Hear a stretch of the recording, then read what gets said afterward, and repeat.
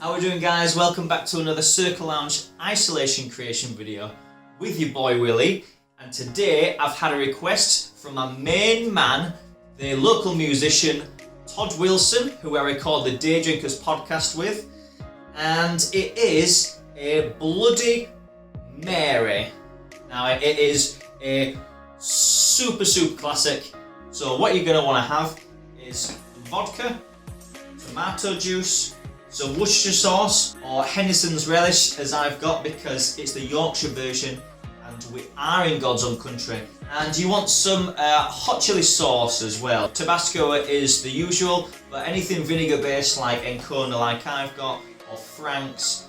You can also add a little bit of lemon juice in there as well if you like.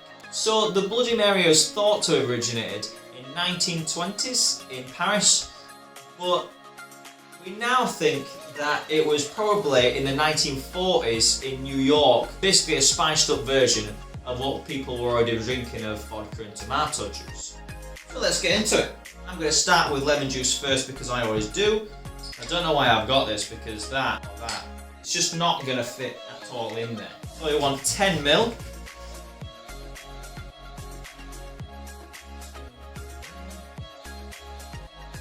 Next we'll go with our hot sauce. Now this is completely to taste, so if you like a vindaloo, put loads in. If you like a korma, not that much.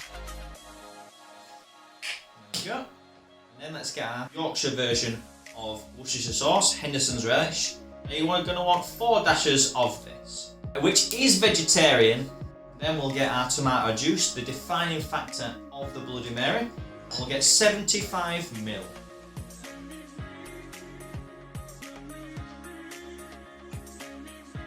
And last but not least, 50ml of vodka in here as well.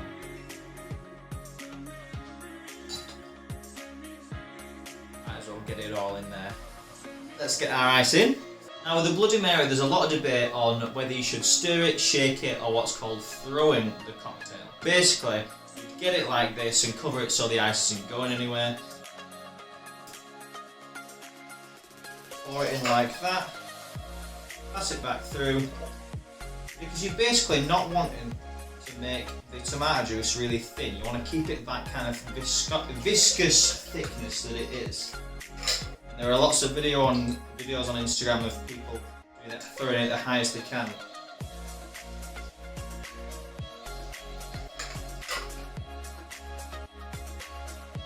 But if you don't fancy spilling it everywhere, you can probably just as easily just kind of roll it around nice and slowly in the shaker, or stir it down.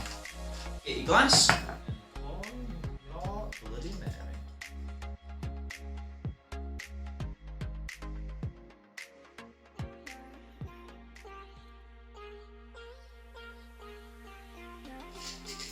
We've got some celery, garnish with the celery, this is normal, but I've seen some crazy garnishes with Bloody Marys. I've seen crispy bacon on the side, I've seen there's olives on the side sometimes, slices of lime, sausages even, loads of stuff.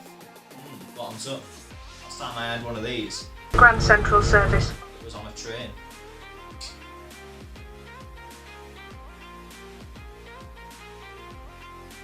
It's like cold spicy tomato soup with vodka in it. Who knows if it cures the hangover or was the cause of the hangover? Who knows? But if you haven't got any vodka and you've got other things, do not worry. You can swap it out for almost anything. You can swap it out for scotch and make a Bloody Joseph. You can swap it out for tequila and make it a Bloody Mariah. You can swap it out for a Bloody Maru with sake. You can swap it out for gin and make it a red snappy. You can swap it out for rum and make it a Cubanita. You can even swap out some of these stuff with like beef stock and make it Bloody Bull. We used to even make one that was made with pulled pork paste. And even if you're not even drinking, you can make it a Bloody Shame. Or a Virgin Mary. Whichever one. Well guys, I hope you're going to make your own very bloody good Marys. And you too, Todd.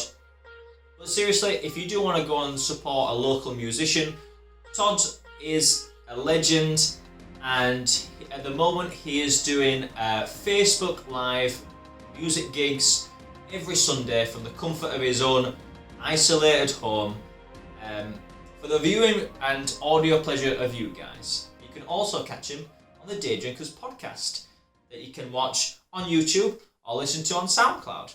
Cheers now. Where everybody knows your name. All hail Ted Danson.